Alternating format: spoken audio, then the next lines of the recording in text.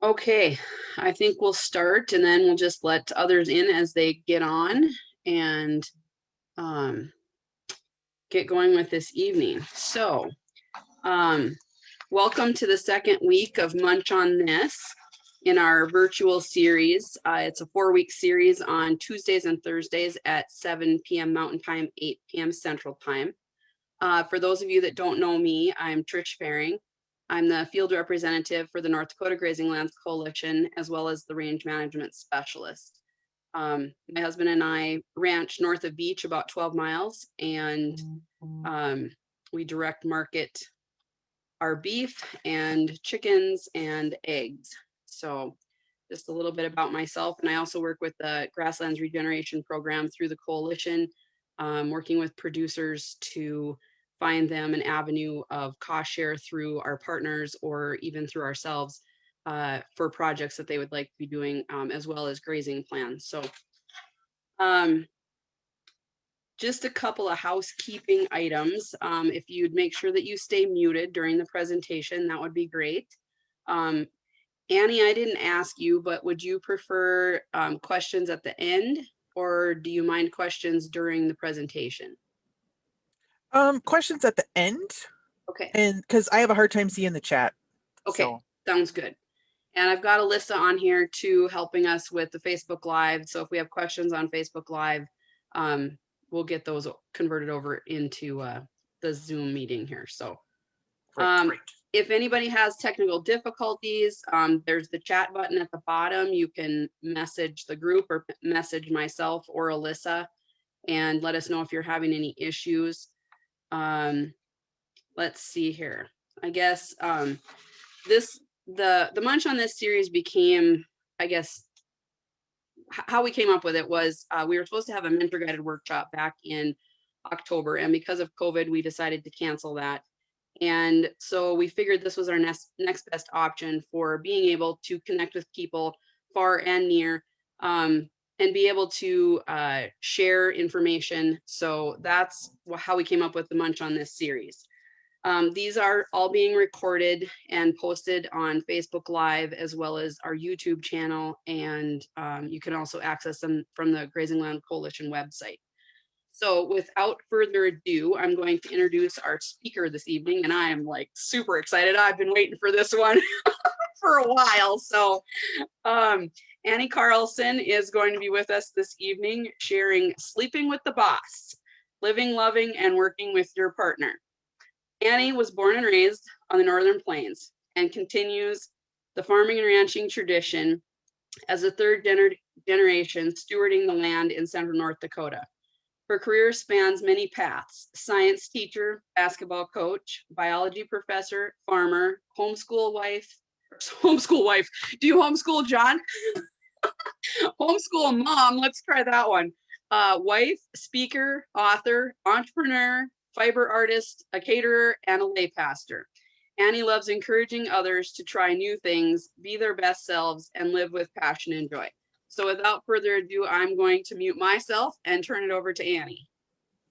Thanks, Trish. So I have been so excited for tonight. I've been really looking forward to it. I have a PowerPoint just to kind of give you some bullet points as we go through. On the PowerPoint, there's going to be some blue boxes on some of the slides. Those are like the nuggets. All of this information is mine, so feel free to take photos of it, take screenshots of whatever, ask questions in the chat or on Facebook Live, and I have plenty of time for questions at the end. And I love questions, so don't be afraid to ask. Everything is fair game. John's not here, so we're good.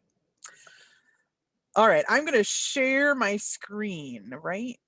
This one is the one that I want to share. Ta-da! Can we see that? Yeah, I want to do this. There we go. How does that look? Looks great. Yay! All right. So I am Annie Carlson of Morning Joy Farm. We are a mile north and a mile quarter west from Mercer, North Dakota. Lots of people say that they're from Central North Dakota. We are Central North Dakota. So this is the farm I was born and raised on. I am currently sitting in what was my dad's office. This part of the house was an old granary when my grandparents first moved here in October of 1941. So I am sleeping and living in my house. So this talk was born out of a lot of conversations that I have had with other people that work together and those who don't. And they would always say to me, like, I cannot believe that you and John work together. Like I would kill him, or we would never be married if I had to work with her.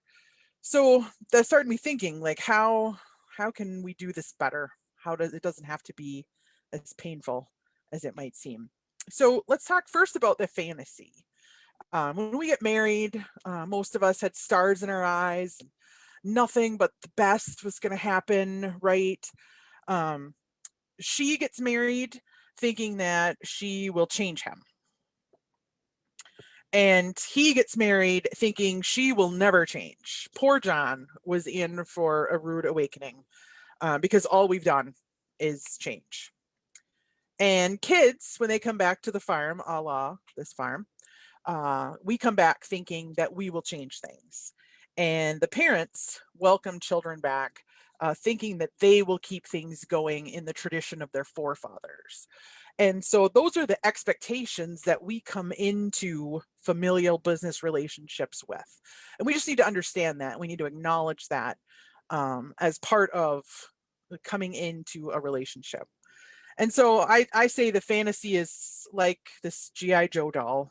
It's all sunshine and roses until you realize he's just plastic. So we have to acknowledge the fantasy is there, what expectations we brought into not only this marriage or this um, familial relationship, but what do we expect now? So just for kind of a brief overlook at where John and I were, look at those. Well, we weren't kids, we were old, but look at those faces, like, oh, so full of smile and promise. Oh my goodness. And then things got difficult. So we met in October of 2005. We got engaged next week, a long time ago. We got married in July 7th of 2007. Then we started a vegetable CSA and market farm. John was working as a machinist in Jamestown for an airplane manufacturer. And so I was at home. And 6 weeks after we got married, we got pregnant with Jana. So it was game on, figure out your stay-at-home mom job. We had 3 kids, one in May of 2008, one in July of 2009, and one in January of 2011. If you're playing along at home with your pencil and paper, that is 3 kids in 32 months. John was laid off in February of 10, and that came as a complete shock to us. We were not sure what we were going to do. But I'd been doing the vegetable CSA and market garden for a few years now, and we had grown that. And so we went full force into farming, and we started our pastured meat business that year, and then decided that that wasn't enough change in our life. In November of 12, we moved here to this farm. We bought my family's farm and moved lock, stock, pig, cow, chicken, and sheep all the way here. And I will never do it again. The retirement plan is a yurt in the pasture. That's it. So let's talk about marriage. And there's a difference that I found between partners who don't work together and partners who do work together. And so partners who don't work together, we have 2 separate lives. You have work friends, there are work stresses, you have lunch separate from others, you have different stories, you have different responsibilities. And then you can have that time apart to grow, change, you can reflect maybe on things that are, good in the working relationship that you have with your family, maybe aren't so good. I mean, you have time and space is what that means. Meals together may be rare. You're in 2 different places. And then you ask the question, right? How was your day? And you can have those chats over whatever beverage you want to have those chats over. But if you work together, your lives are tangled. That his stresses are my stresses and his stories are my stories, whether he likes them or not. And his responsibilities are my responsibilities. And so we have that kind of meshed, entangled life. And we are together forever. And what that means is that every meal we eat together. And if I had a bad day, so did John. I like to tell people that if John's pigs got out, so did mine. If John's bull jumped the fence, so did mine. But John's bull would never do that because the cows are only mine when they're naughty. So my bull jumps the fence. But if we have bad days, they're shared, right? No matter whose responsibility or who was at fault or who left the gate open, it was a bad day. And so there isn't that leave it at the office. This is the office, quite literally. And so the first kind of blue nugget I want to give you is that you can't complain about your boss or coworkers to your partner because they are your partner. And so kind of the distance that you could get at work, the perspective that you could get coming home and saying, you are not going to believe what happened to me today. We don't get that when he's the thing that happened to me today, right? So we have to figure out a way to manage that. We can't stew on it. We can't let it sit and fester. We have to work through it. If we don't, we look like this, right? Where I'm not looking at him and I'm not talking to him and he's not looking at me and he's not talking to me and the kids don't know what's going on, but we're just going to put full on mad. And so then the question becomes, is this a family slash a marriage or is it a hostage situation? Am I just working here because I have to and nothing's ever right? And how do I feel about this? So those are questions that we need to ask.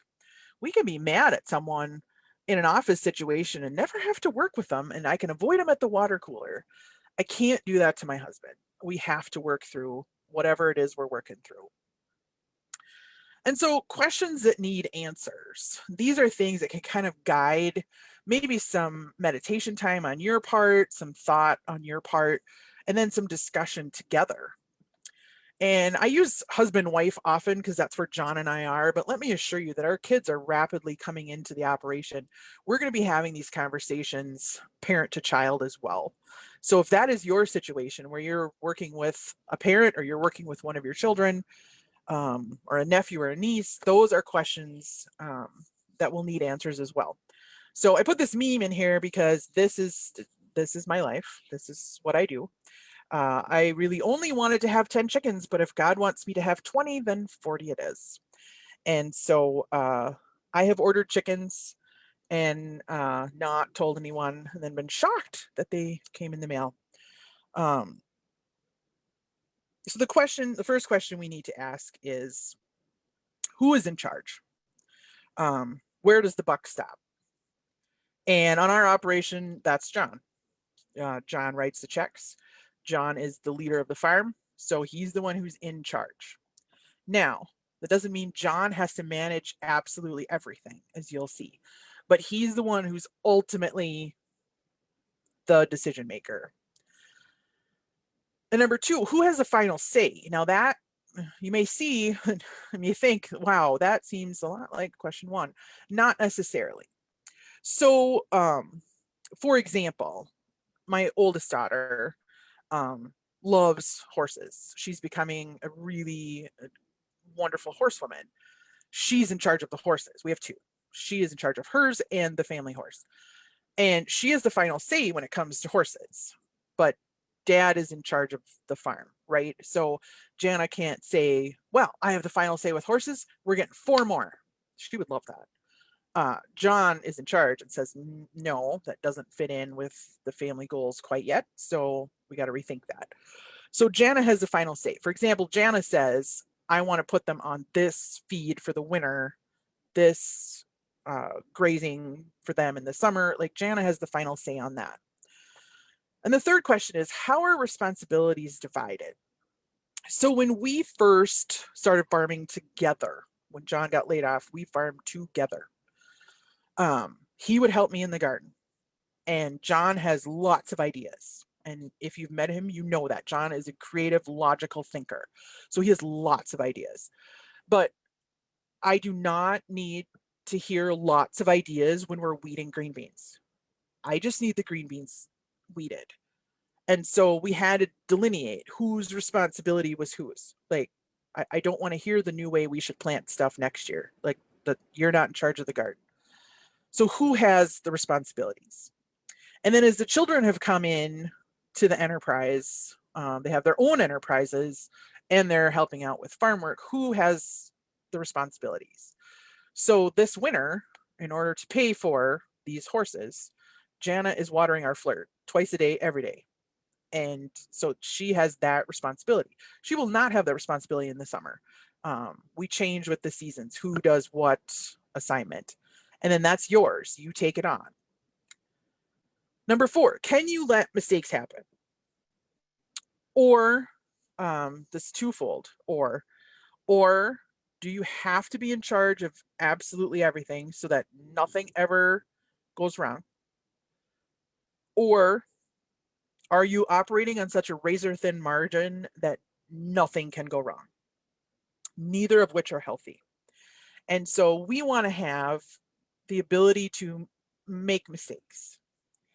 We want to have anyone we bring into the operation, whether it be hired help or familial help, neighbor help, we want there to be some margin where mistakes can be made and learning can occur. And so can we let mistakes happen? And then the 5th one, can you let someone else be in control? It's hard, right, when you're older or more experienced in an area to let someone else be in control. But that's part of working together, whether it be cross-generationally or in the marital relationship. Can you let someone else be in control? I have a catering business. So we have a commercial kitchen right up there on the hill. It would be really hard for me to let John be in control of the kitchen, right? Because that's not his thing. Just as if it would be really hard for him to let me be in control of oil changes. I could probably do it, just like John could probably work in my big kitchen. It's not where our skill set is. It's not what we have committed to do on this farm. So could I let him be in control? I think so. Maybe. We're not going to find out today. So how do we do this? How do we craft this working relationship? And so what John and I had to do, he's worked off farm at times. I've worked off farm at times. Currently he's working off farm as a diesel mechanic. And so the shifting of jobs. And so who's going to do what jobs? Because they have to be done. Who's going to do them?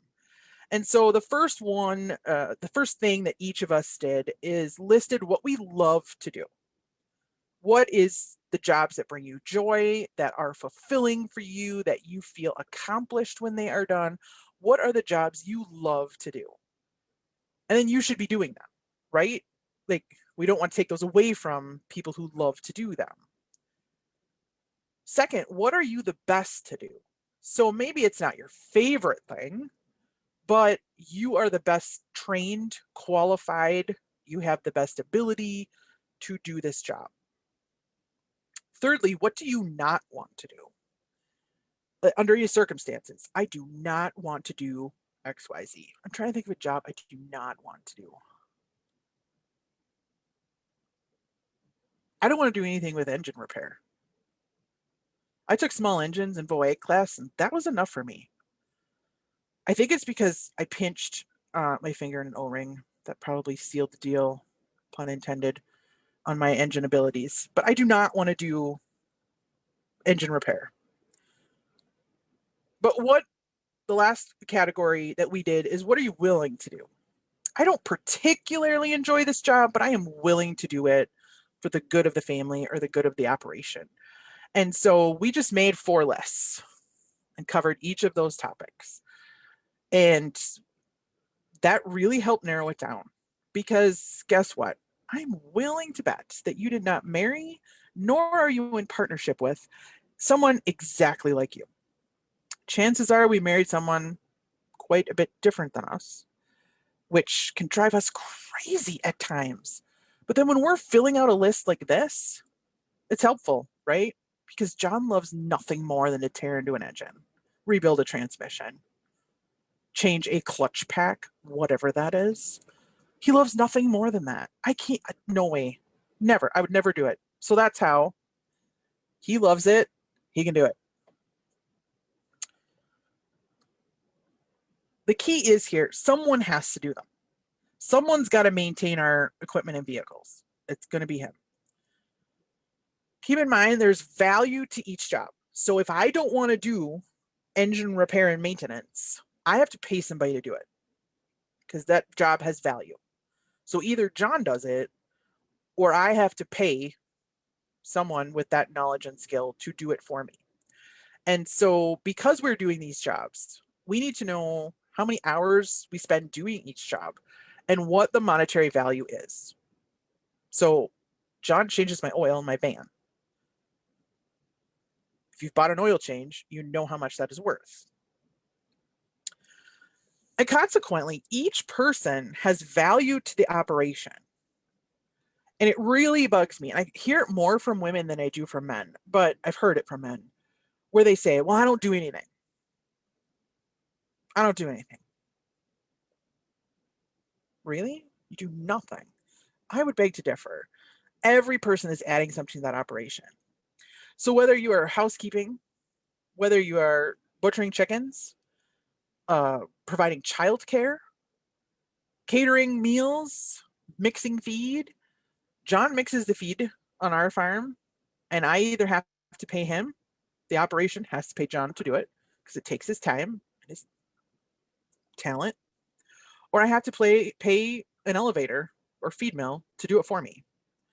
And so we can't diminish the value of these small jobs.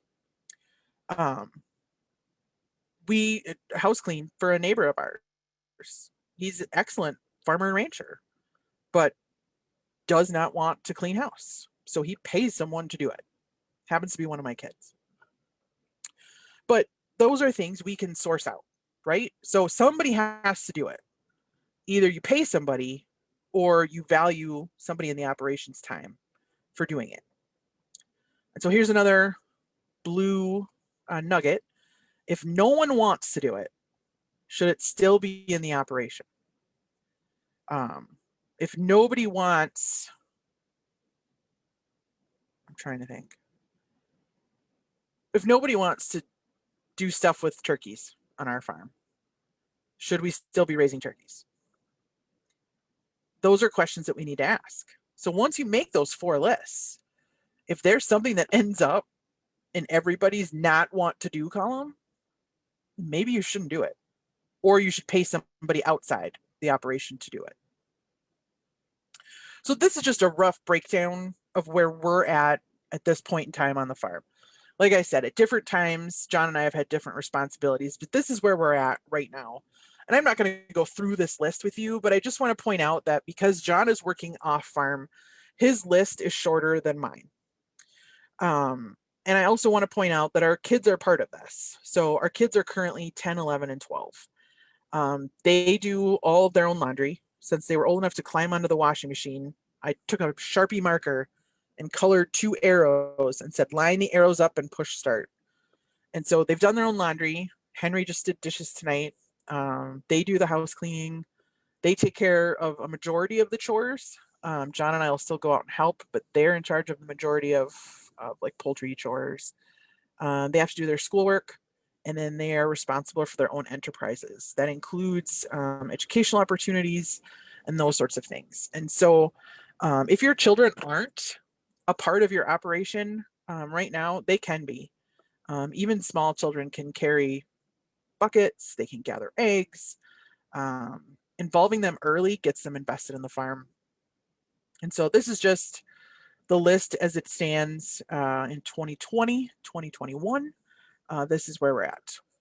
So if you have any questions on that, you can put them in the chat, but that's where we're at right now.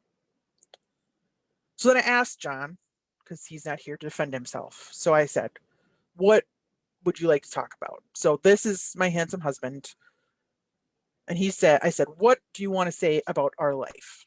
So these are his words. He said, it's great. I wouldn't trade it for anything. And then I said, what thoughts do you have about your favorite part? What's your favorite part? And he said that we do different things, that we aren't doing the same thing. And then I said, what's the hardest thing? And he said, managing the money. And so John manages our money. He pays the bills, he manages bank accounts, he takes care of all the money. Not that I can't, that's just a job we've assigned to him. So he said that's the hardest part.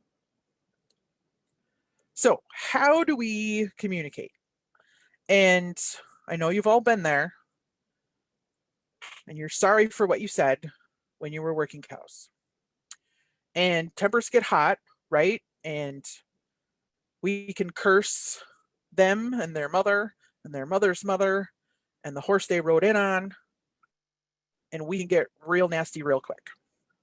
And so, how do we communicate? If that is how you're communicating on a regular basis, we're going to have a talk about that. And so I found this map of communication. And so I'm going to use this map in an example. So I saw that Jay Reiser was logged in, and a shout out to Jay and Krista. We have helped them work cows a couple of times, me and the kids. And this is a function of good communication when we work cows with Jay and Krista. And so the first one is coordination. Keep others informed of what they need to know without overburdening them with unnecessary information. So Jana's on her gelding, and she is bringing up groups of cows for us to sort. So Jana does not need to know which pens the cows are going to be sorted into. She just needs to know how big is the group is she supposed to bring up, and when should she bring the next group. And so Krista is really good about coaching Jana along and correcting her when there's too many and she's too slow, just giving her good information. And so then moving around clockwise about information, who needs to know what? So Jay and I are up sorting cows. And so I need to know who's going where. They've got clipboards with different lists that we're checking off. It's excellent. We know what we need to know. And then confirmation, making sure the right people have the information they need. So Henry and Eleanor are helping to run gates. We need to tell them far enough in advance that they can get that gate open for that particular cow. And so making sure that that kid knows your gate is going to be open. And then timelines, that's right in there, right? It's timely. If I tell Eleanor, as the cow is going past her, you should have had that gate open. When do I tell her the gate needs to be open? And then lastly, accuracy.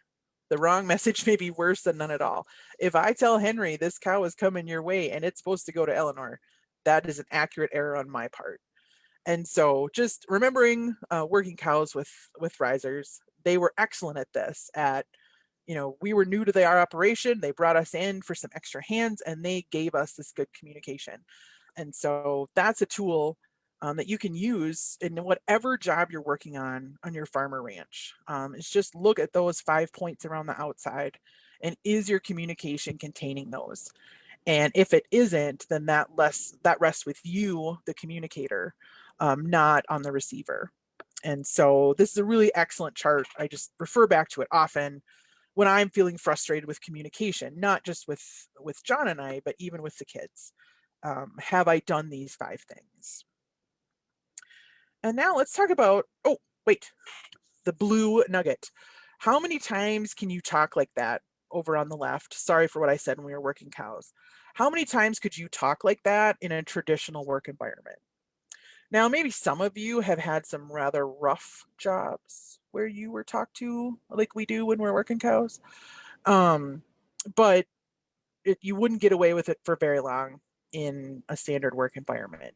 And so we need to treat our working colleagues, even if we're married to them or gave birth to them, like our coworkers. And so that's also helpful to remember that these are my coworkers and I have to be nice to them. And so let's talk a little bit about off-farm activities. I would love nothing more than to have access to, shall we use the term, big city offerings for my kids. Art classes and music lessons and just all sorts of things that you can have when you're in a larger city center. But we are an hour from anywhere, really. And so we're also a busy farm family. And so I would love to say that this is our homeschool schedule. And look at that, at 10:30 every morning, my kids have a snack break.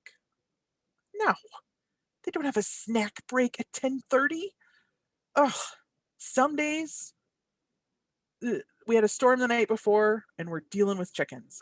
And some days we're doing other things. And some days we're hauling calves. And so I would love to say that I have a schedule that looks like this. I do not.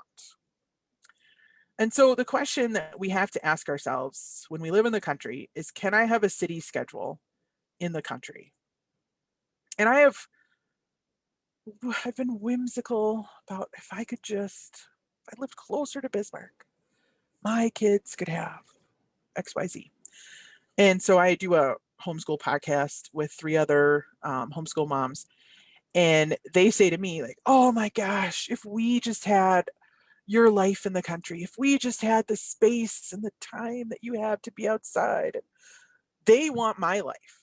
And they live in Memphis and Grand Rapids, Michigan. Like, they want this freedom that we all have, to raise our kids outdoors with hard work and payoff, and to do it together as a family. And so just remind yourself, when you tend to think, more specifically as a parent, but even as an adult woman, I miss coffee shops and book clubs. What did I give up to live here? And can I keep that same city schedule when I live in the country? And then, oh, there's my handsome husband. And I had to take this picture of him, and I texted it to my friend Tanya because I had to prove to her that John was actually going on vacation. Because we don't go on vacation. We're farmers, right? We don't go on vacation. And so the next blue nugget is, you can leave the farm. That's right. I said it. You can leave the farm. And I'll add to that, you need to be able to leave the farm. If your farm is so hard to manage and hard to do things that no one else but you can do it, then you have got to make some changes. There can be and I'm not saying we all need to take a vacation. John loves to say, you need to build a life that you don't need a vacation from, which is true. And we've done that. But it's still nice to travel and see things and have an adventure. So you need to be able to leave the farm, not just to go on vacation, but if something happens, if one of you is sick or injured and has to be hospitalized, who is in place that can do those things? What do they do? Do you know what each member of your operation is responsible for? If they are out of commission for whatever reason, who's going to pick up that list? And do we know what the list is? And who is going to do those things? Have we trained somebody in to do what that person is doing? And so in the corporate world, we call that cross training, right? Like, we've cross trained people to be able to fill in gaps. And we, as food producers, need to be able to do the same thing. We have to be able to take a step away, whether it's forced or by choice. We need to know what our teammates, our coworkers are doing, and who can replace them.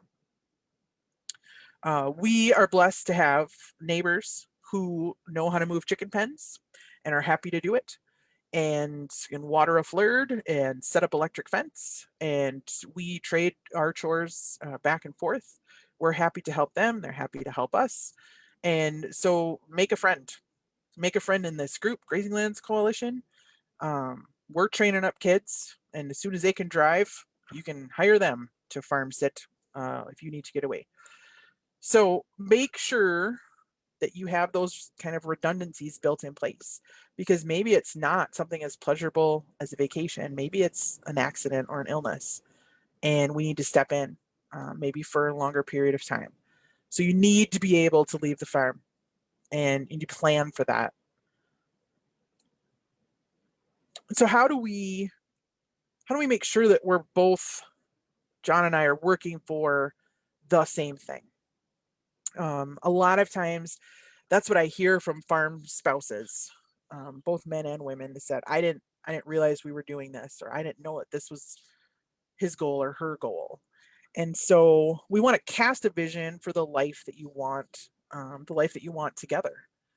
And that involves some conversation, right? So asking questions like, what is important to each member of the team? What do you want from this life? And so John and I have those conversations now that the kids are into the operation. They have their um, things that are important to them, and so taking those into account, having those conversations, and not minimizing what kids want, but bringing them in and see if you can make their wants and desires a part of the family. Never in a million years did I think I would be a horse mom. And so there I was last summer at the horse shows. I'm carrying water and I am brushing out horses and I am doing all the things. And I had a very large learning curve when it came to vocabulary and rules, but that's what we do now. And because one of my kids that's her dream and her goal, and that's what's important to her. And so we've structured some things differently, changed a couple of things about our summers so that that can be accomplished. And so a couple of farmers that John and I knew back in our early days of marriage had marriage contracts. And we thought, well, that is interesting. We don't have one. Tell us more. Maybe this is something we should have had. And so as we visited with them, and it happened to be kind of this group of people that had these marriage contracts, we're like, what went into a marriage contract? And so they had sat down before they were married and had some very important conversations about what was important to each member of the team and what they wanted out of their life together. And then they were bound to do that. And so I said to John, we'd been married about 5 years at this point. And I said, well, what would you have had in your marriage contract? Then I thought, what would I have had in my marriage contract? And at the 5 year mark, we both agreed that the things we would have insisted on before July 7th of 2007 didn't mean all that much in 2012. And so our friends were still holding themselves to these marriage contracts, and we'll go this place for Christmas every single year. And by then, like, I'd lost both my parents, and I was like, what if I had said we have to go to my parents for Christmas? I don't have parents anymore. What would we have done? So rather than a marriage contract where the things I thought I wanted, which were vastly different 5 years later, I wasn't going to hold John to what I thought I wanted 5 years ago. This was going to be a continual conversation. And so that's where we landed, that we weren't going to hold each other to what we said we wanted in the past, that this was going to be a continual conversation because things change and people change and our goals change. And so what is it that we want now? And what does our life look like going forward? And so I found this really great graphic that talks about continual conversations. And we include our kids in these continual conversations. And so I'm not going to go through this whole chart with you, but just look at the different parts here that we're always checking in with communication, and we're coaching, we're recognizing, we're listening. All of these things are important to these continual conversations. And it's not just a one-sided John and I telling the kids this is how the family will be because we're the parents, we said so, but asking them, like, what parts are important to you? And so these are the continual conversations that we're having at Morning Joy Farm. about the life that we're building literally together. And so I encourage you to do the same, is to keep having those conversations and not hold each other to, well, you said you wanted, that was 5 years ago. What do we want now? What have we learned and what's brought us to this point? And so that brings up the discussion about goals. And Josh and Tara do such a great job talking about holistic management and setting goals through that process. And the goals are really important to a family structure. It's important to communicate goals, particularly between partners. And so, what can you do to help each member reach their goals? And so, Jana, our oldest, I keep using her and her horses as an example, but it's really stretched John and I. Horses are not something that we'd ever thought we'd be competitive in. But Jana has other plans. And so, what can we do to help each member reach their goals? Stretch John and I. And like I said, I was never going to be a horse mom, and now here I am. And so helping Jana reach her goals is something that's important to us. Now, we don't do that to the exclusion of everybody else, lest you think Jana runs the show here. I am going to get her a world's greatest boss mug, but she's an oldest child like me. The apple does not fall far from the tree, friends. Henry has different goals. Eleanor has different goals. And so how can we, and what can John and I do to help each other and our kids reach all of our goals? And then the most important question is, what are your goals? And that may be something that some of you may sit on for a little bit and say, wait, do I just keep doing it next year? That's my goal. That's not enough. If you want help, if you want support of your partner, business colleagues, of your children, of your spouse, you need to articulate your goals as well. And so we don't want to sit there and say, well, nobody's helping me reach my goals. What are your goals? Have you told us? How can we help you get there? Do we know? Can we articulate that to someone else? And then here's another blue nugget. It's a quote from Richard Branson. And he says, train people well enough so they can leave. Treat them well enough so they don't want to. And he's talking about employees there, but I will say that is children. I'm the oldest child, like I said, and I was farming with my dad from the time I was 11.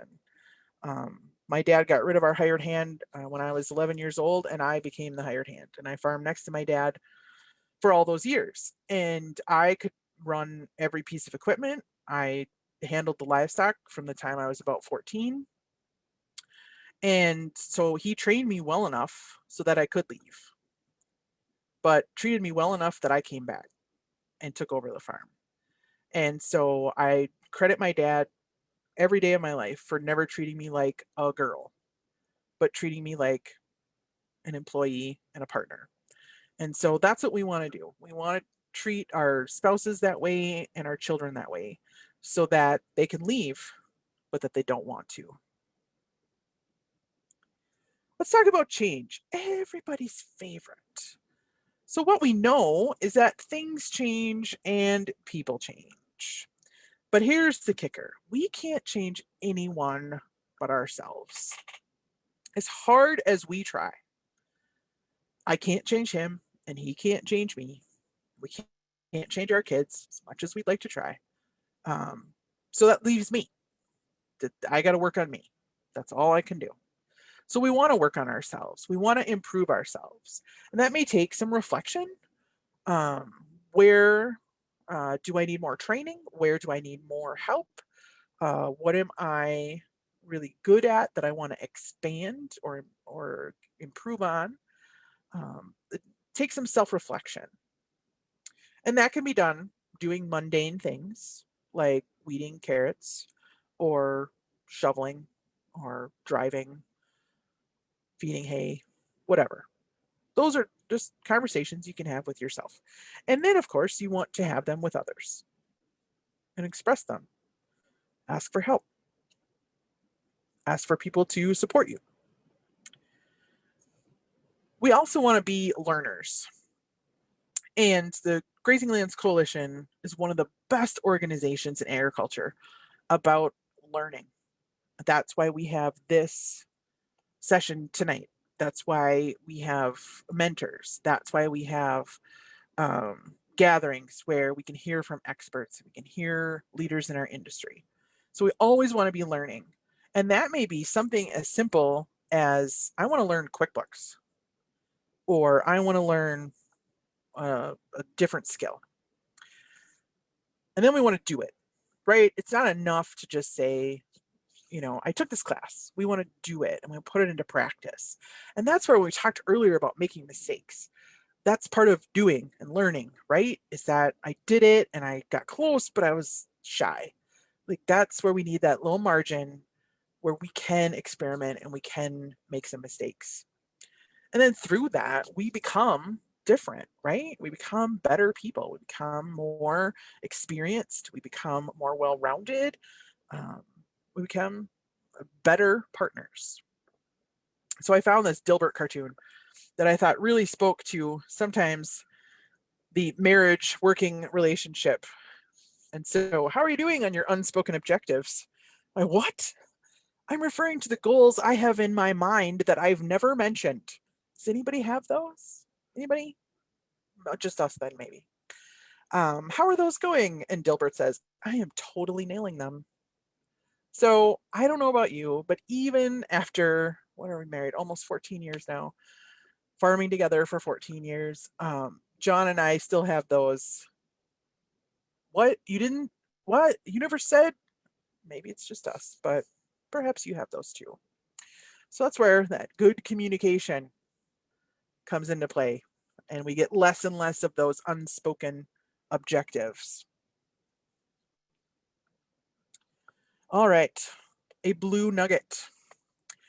We can't hold people responsible for expectations that we have not clearly communicated. And I don't know how many times I need to tell that to myself, that I can't hold the kids or John responsible for expectations I have not clearly communicated. If I have said, can you do this?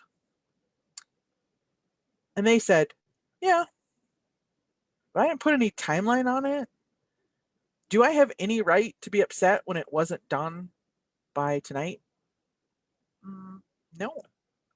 So chances are, if there's a problem with expectations not being met, chances are it was on our version of communication. And so everybody's favorite topic, let's talk about sex. And I do not mean turnout and breeding and calving dates. So not that, which is what ranchers tend to talk about. How do we promote intimacy in the marriage relationship? First of all, we should date each other. And some of you have been married a lot longer than John and I, and you might be saying, listen, we don't do that anymore. You need to start. So one of the hardest things for John and I during this past year was getting away to have some time for just us. And so we felt it. We felt like we hadn't been communicating just one-on-one and, sharing things and floating ideas past each other. And we just felt like we had not gotten away like we have been in the years past. And then one of the most important things is, to be kind to one another, right? Say thank you when they do something, whether it's just pass the salt, say thank you. Your kids will pick that up. They'll be thankful too. And be intimate in other ways. Does one of you like a foot rub? That would be me. Does somebody else like different intimacies? Know those things and then try to do them. Here's a really important one. And it's hard for firstborns to admit this, that sometimes, occasionally, maybe, perhaps, Annie was wrong. And Annie made a mistake. And Annie did not do that quite right. And so that was hard to admit because I'd been on my own for quite a while. I've been successful on my own. And then I married this guy. And then I had someone else to be accountable to for my mistakes. And so admitting when I was wrong gets easier every time I do it. I don't know what I'm so afraid of, but it gets easier every time I do it. Talking about it makes it easier. It helps that John is a safe place to admit mistakes to. So you also want to be open when your partner admits some mistakes. You don't want to jump on them.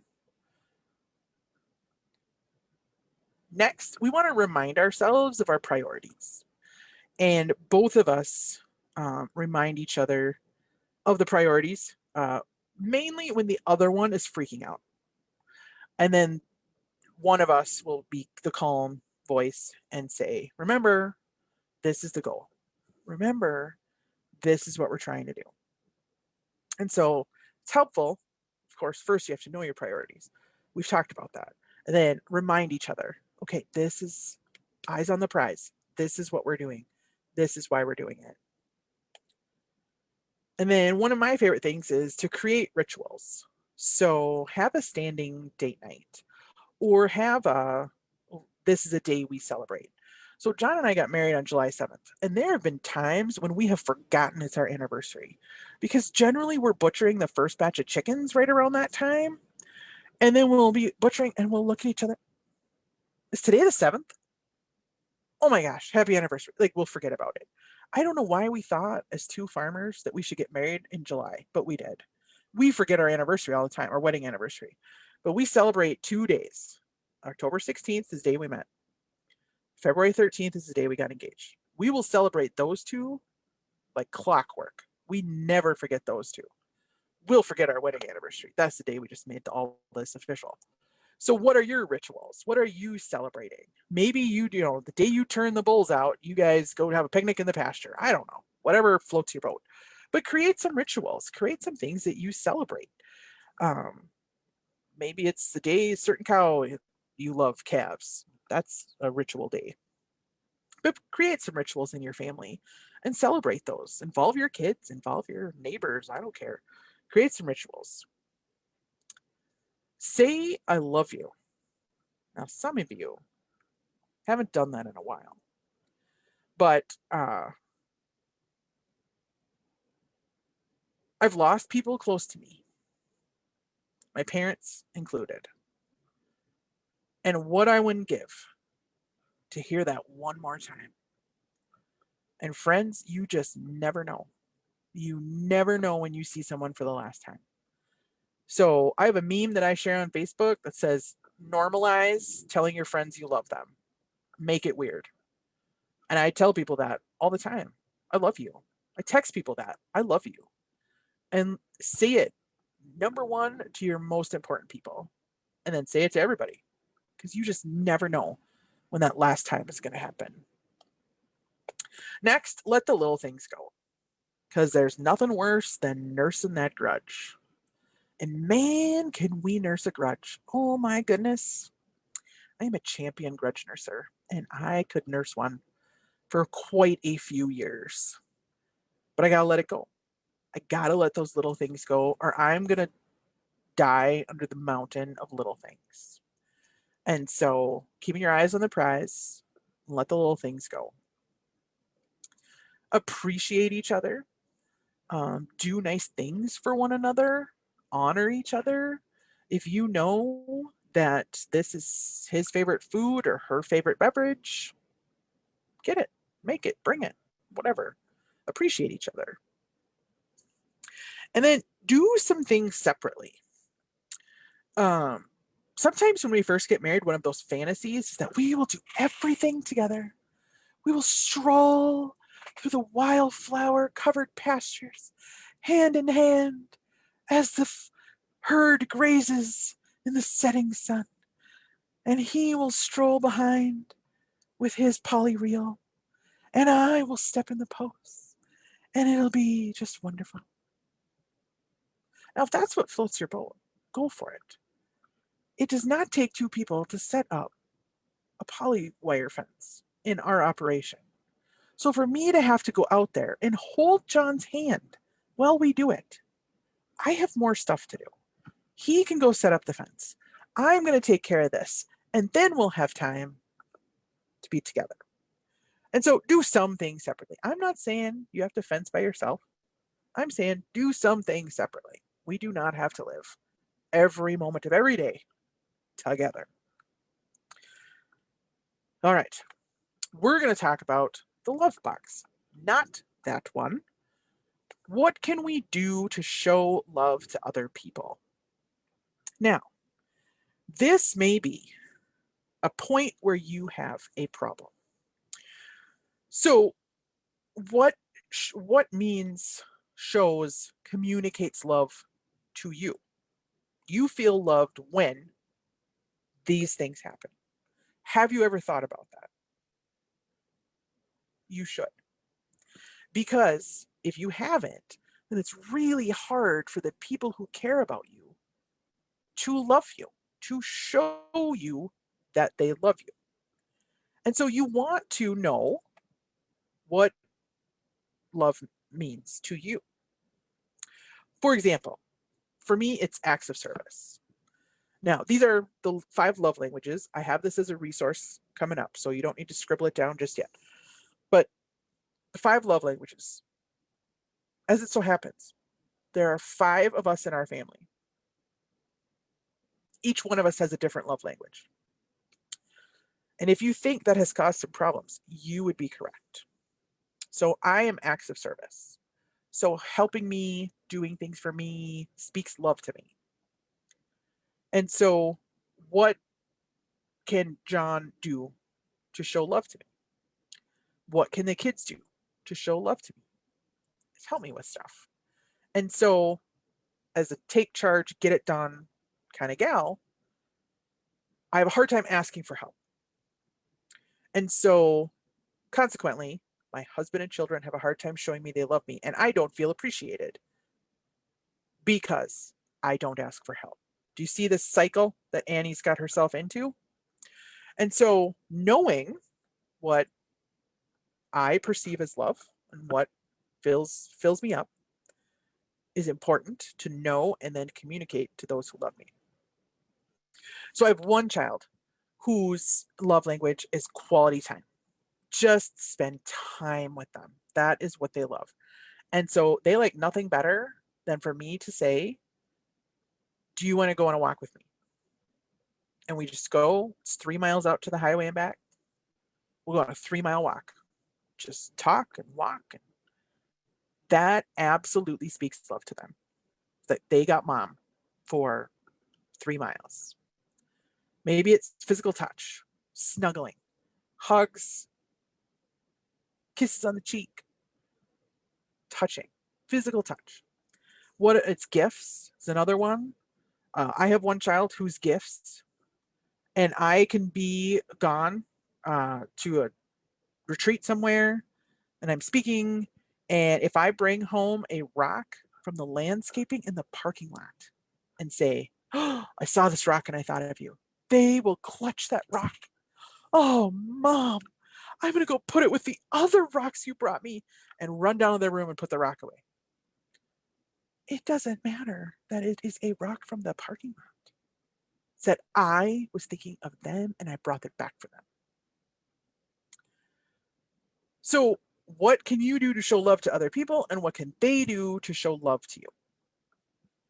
And you might need to do some covert watching of your family members to figure out what their love language is and then be able to meet it. So that's like a homework assignment I'm giving you. One thing I want to cover before I hit my resources is addiction and abuse. And this is very real and very serious. Even in our small towns and our agricultural families, I would say especially in our small towns and our agricultural families. And so I just want you to know that verbal, physical, financial, emotional abuse should not be tolerated. And you don't have to take it. You don't have to continue to live with that. And then also addiction in all its forms um, is something else that we don't have to live with and we don't have to continue to support. And so I want you to know that if you're in one of these situations, that there's help available. Um, there's resources available to help you get treatment, to help you leave counseling, etc. And so you don't have to live with addiction or abuse. And if you need help, get help.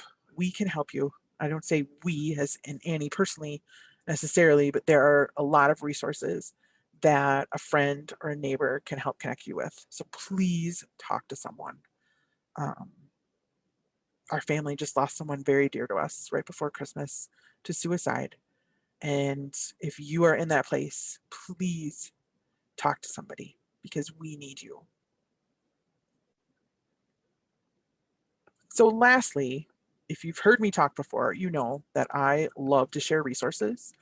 Um, I love to give people other places to go to learn and grow. And so I'm going to share some of these with you today. And I will put these all up. I'm going to talk about them one by one, and then I'm going to put them all up. And then if you want to just take a snapshot with your phone or a screen grab, whatever, then you just get the list all at once. So I'll let you know when that happens. There will be a photo opportunity for you. So the first one I want to talk about is the one I referenced just a couple minutes ago, The Five Love Languages by Gary Chapman. And so this is one of the two things that really saved our marriage. It helped John and I to recognize that we were operating from absolutely opposite love languages. And what I was just killing myself serving John and just making his favorite meals and folding his clothes. And I was just killing myself to serve him. Acts of service, right? And it didn't matter one bit to him. He just wanted to snuggle. And I had three little babies and I was touched out. And I was like, why does he keep wanting to touch me? He doesn't do anything to help me. He just wants to touch me. It was hard. And so our pastor walked us through, like, what do you guys know what your love languages are? And we're like, what's a love language? So honestly, it's one of the two things that saved our marriage. I'll tell you what the other one is in just a minute. The next one is the Birth Order book by Kevin Leman. Dr. Leman is a psychologist, and he is amazing. He is funny. He's got a podcast called Have a New Kid by Friday that, as you might guess, has a lot to do with parenting stuff. But the Birth Order book was kind of his first big book, and it talks about how your birth order has a direct impact on who you are and how you act. And I come from a family of three kids. I have three kids. John is a youngest child. I am an oldest child. And you might be too, because that's one of the most popular pairings. And so the Birth Order book really helped John and I to navigate not only ourselves and why we respond differently to situations, but also our children and how they're going to respond in different situations. Another one by Kevin Leman, If You Have Children. We love Making Children Mind Without Losing Yours. It has saved us as parents. Um, just really good techniques. He covers every scenario. And so a great book. We love that one as a part of our parenting toolbox. Have a New Sex Life by Friday. Again, Dr. Lehman is straight up our family's favorite therapist. And so books are pretty cheap therapy, friends. We love them. And so Have a New Sex Life by Friday is great. Lots of discussion and investigation and explanation. And so another great resource by Dr. Lehman that we love. Family Friendly Farming by Joel Salatin. It's one we read years ago, and it really inspired us to get our kids involved in our operation early, to make them invested in the operation. It's really easy to get my kids to go out and do chores because they have animals out there. They have things that they're passionate about walking around out there. So I usually don't have to ask twice to say, hey, it's chore time. Let's get out there. Boundaries by Drs. Cloud and Townsend is probably one of the books that has changed my life the most. If you have a difficult person in your family, and I'm not asking you to name names, but if you have a difficult person in your family, This book will help you navigate that. It's setting healthy boundaries and how to do that and how to enforce them. And so the definition of boundaries is the distance at which I can love you. And that distance is your boundary. And so, an excellent book. I think everyone should read it, but particularly if you have a difficult person that you're trying to deal with. And then lastly, Intimate Issues by Dillow and Pentas is a great book if you're struggling with intimacy issues, to help you address those and navigate those. Kind of explains um, reasons why those issues exist. It's a book that I often recommend to couples that are having problems with intimacy. And so, other resources that I like to recommend, Enneagram is it's so much more than a personality profile, but it really, I've come on the Enneagram bandwagon probably 3 years ago, and I love it more than many other personality traits because it encompasses your tendencies, and it also has a spectrum for when you're healthy and when you're unhealthy, and how you act, and what you need to do to get back to being a healthy numbers 1 through 9. And so the Enneagram Institute is one of my favorite websites. It's a great place to start.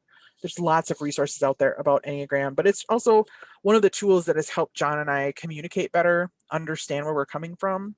So I am a 1 on the Enneagram, and that means they nicely tell us that we're called the reformer, but really we're perfectionists. And so I'm a recovering perfectionist, and that has a tendency to act up when I'm stressed.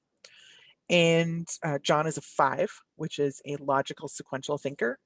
And so when he's stressed, everything can be solved with a system. And if he could just figure out the system, then he would solve the problem. And so you can tell how that might cause some friction with us, but we know that. And we know when he's acting as his 5 and I'm acting on my 1, and how we can bring ourselves back. And so the Enneagram, it's something to explore. It's been a great tool for us to help navigate communication between the two of us. And then Power Sheets. My book isn't sitting at my desk here. It's a goal setting tool that I love. I've always set goals. For past 35 years, I've set goals. But I have never slayed goals like I have slayed goals with the Power Sheets format. It's a lot of work. You got to dig deep and you got to think some stuff out, and you got to get down to your motivations. But man, is it helpful. So it's one of the tools that I recommend. And I use that. John is not involved in that. But if you wanted to do it together, I can see how that would be a very powerful tool for an operation.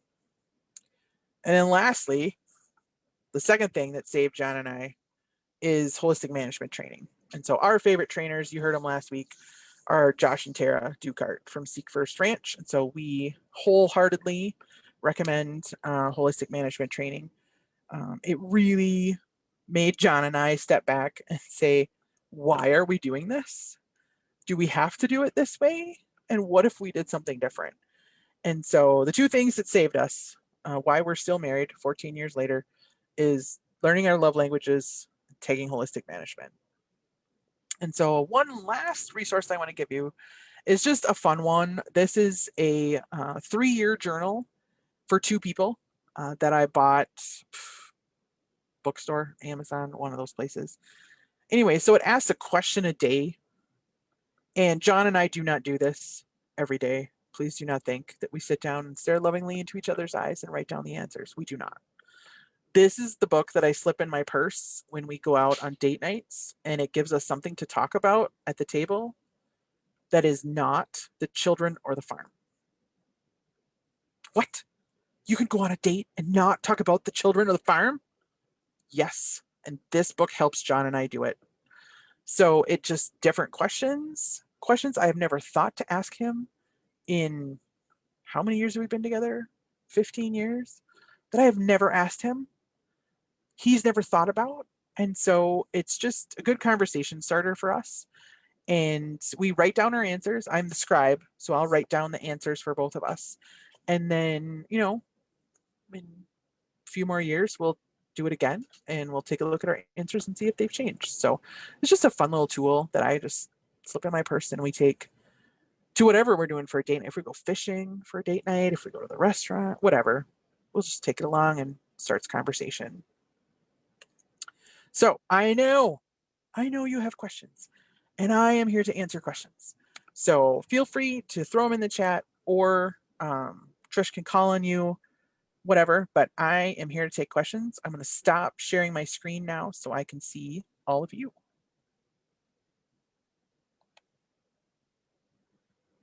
Okay, so if you have any questions, you're welcome to unmute yourself, turn your video on. If you have any questions for Annie, you answered the question that I wrote down, which was, I know you're an avid reader and you got into the love languages book. So that was one of the first things that you brought up. So one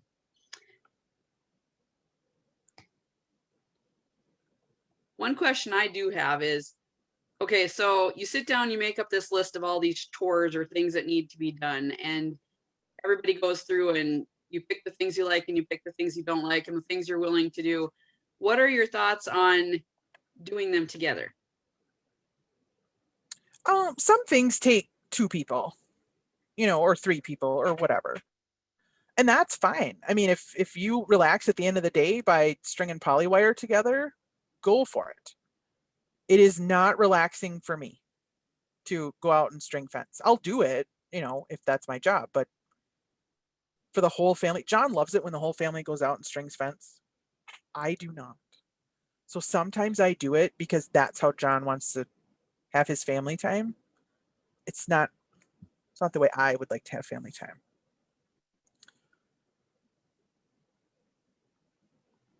Any questions out there? Alyssa, do you see any on Facebook Live at all? Not as of right now. Okay. No one? Not one question? I had to chuckle when you were talking about being a horse mom because the never say never. Yeah. That's one thing you definitely learn as you get children and things change in your lives, because it's like Donnie said, if somebody would have told him that he would be raising pastured chickens, 10 years ago, he was like, I would have told him they were a bloomin' fool, and Yep. Here you are now.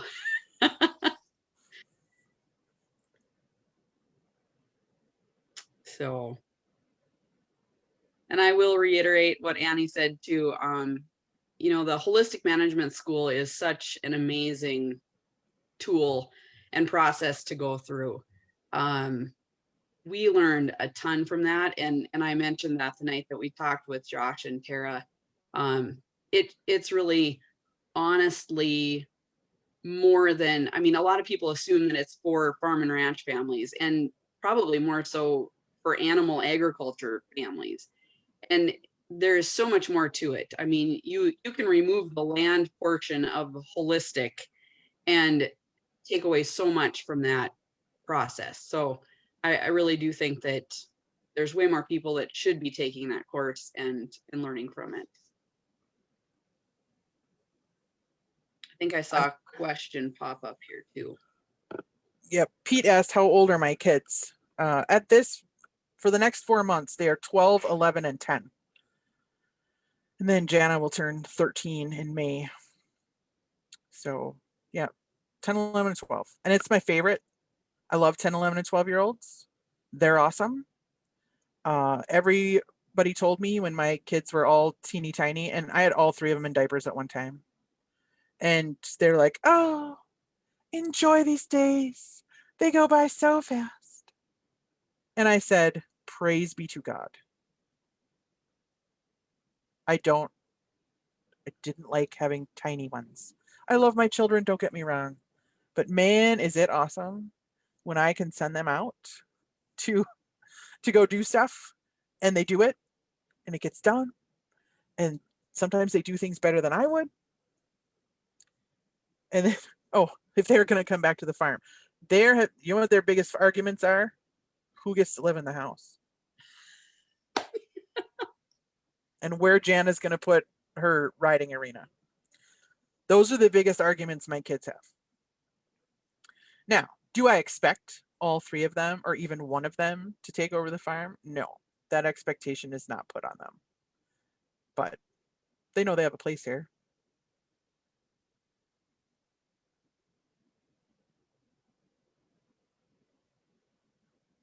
Any questions? Like I said, feel free to unmute yourselves. Chad Nays, do you have a question? I'm going to call him out. Maybe it's Amanda watching and it has his name up. I don't know. Chad wanted me to point out that I'm the one that doesn't remember dates.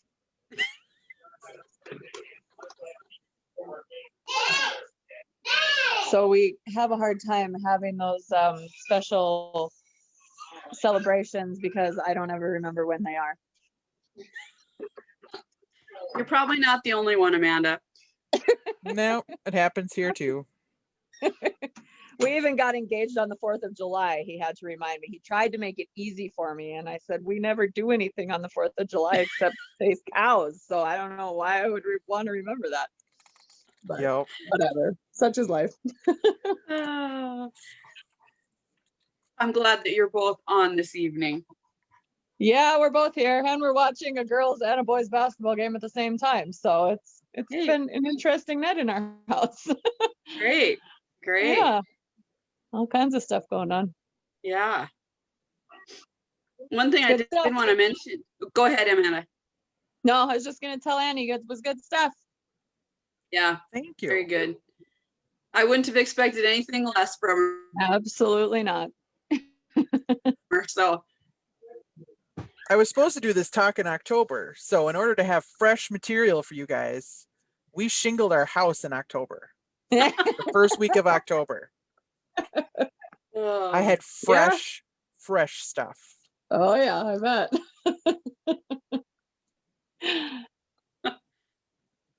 we have a gal watching on Facebook and she said, "You're not the only one that forgets." She said, "I forgot our anniversary too." So Oh, good to know I'm not the only one. yeah, it happens. Yes.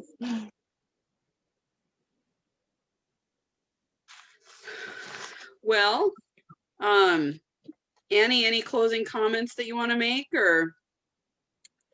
Just that really, I think we need to put the family back in the family farm.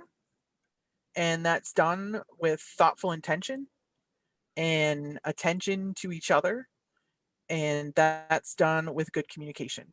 And so if your farm isn't running the way you want it to, or your relationships aren't running the way you'd like them to, it's possible to change those. It's possible to make them better.